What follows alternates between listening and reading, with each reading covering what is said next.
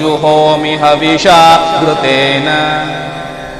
विभ्राजमानः शरीरस्य मध्याद्रोचमानो घर्मरुचिर्य आगात् समृत्युपाशानपनोद्य घोरानिहायुषेण घृतमत्तु देवः ब्रह्मज्योतिर्ब्रह्मपत्नीषु गर्भं यमाददात् पुरुरूपं जयन्तम्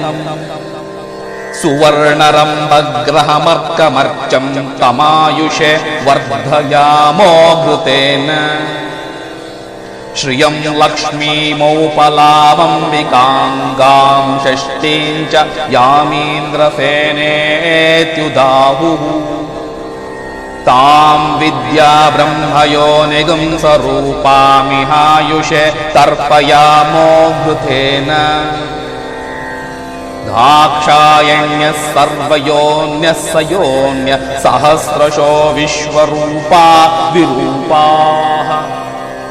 ससूनवः सपतयः सयूथ्या आयुषेणोऽमृतमिदं जुषन्ताम् दिव्यागणा बहुरूपाः पुराण आयश्चिदो नः प्रमतन्तु वीरान् तेभ्यो जुहोमि बहुधा घृतेन मानः प्रजागं प्रीर्षो मोत वीरान्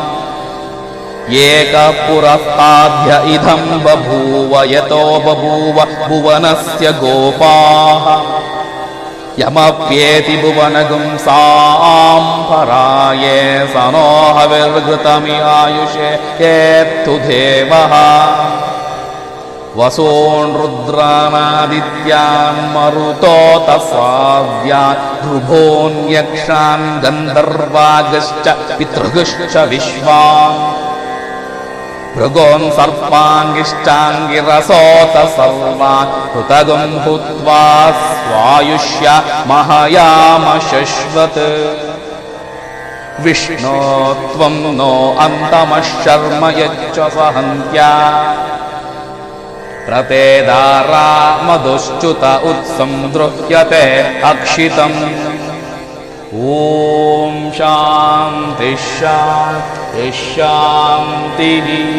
जुहोमि हविषा घृतेन विभ्राजमानः शरीरस्य मध्याद्रोचमानो घर्मरुचिर्य आगात्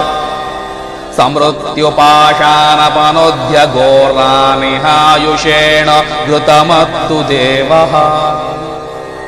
ब्रह्मज्योतिर्ब्रह्मपत्नीषु गर्भं यमाददात् पुरुरूपं जयन्तम् सुवर्णरम्भग्रहमर्कमर्चं तमायुषे वर्धयामो